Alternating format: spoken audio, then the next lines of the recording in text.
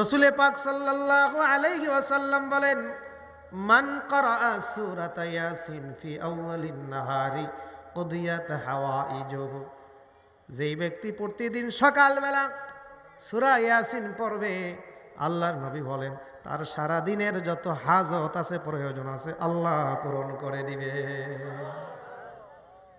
তাহলে দুনিয়ায় ইয়াসিন সূরার দরকার আসেনি? কোরআন তেলাওয়াত করার প্রয়োজন আছে কিনা?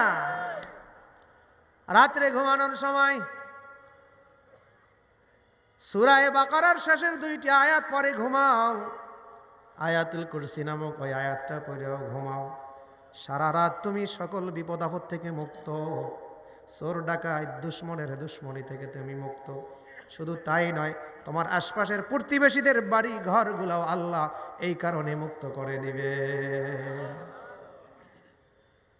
সূরা হাশরের শেষের 3টি আয়াত 3 বার আউযু বিল্লাহিস সামিউল আলিম মিনাশ শাইতানির রাজিম পরে তুমি ফজরের পরে তেলাওয়াত করো। সূর্য অস্ত পর্যন্ত, মাগরিবের আগ পর্যন্ত ৭০,০০০ রহমতের ফেরেশতা তোমার গুনাহ মাফের জন্য দোয়া করতে থাকবে। আবার মাগরিবের নামাজের পরে 3 বার আউযু বিল্লাহিস সামিউল আলিম মিনাশ শাইতানির রাজিম পরে সূরা হাশরের হু আল্লাহুল্লাযী থেকে শুরু করে শেষ 3টা আয়াত পড়ো। ফজর পর্যন্ত ৭০,০০০ ফেরেশতা তোমার গুনাহ মাফের জন্য দোয়া করতে থাকবে। 3 বার কুল হু আল্লাহ সূরা ইখলাস পড়ো, তোমার আমলনামায় 1 খতম কোরআন তেলাওয়াতের সওয়াব লেখা হয়ে যাবে। 1 বার সূরা ইয়াসিন পড়ো, তোমার আমলনামায় 10 খতম কোরআন তেলাওয়াতের সওয়াব লেখা হয়ে যাবে। মাগরিবের নামাজের পরে সূরা ওয়াকিয়া পড়ো, তোমার সংসারে কোনোদিন রিজিকের অভাব হবে না। রাত্রে ঘুমানোর আগে আগে সূরা মুলুক তাবারাকাল্লাযী সূরা পড়ো, তোমার কবরে আযাব হবে না।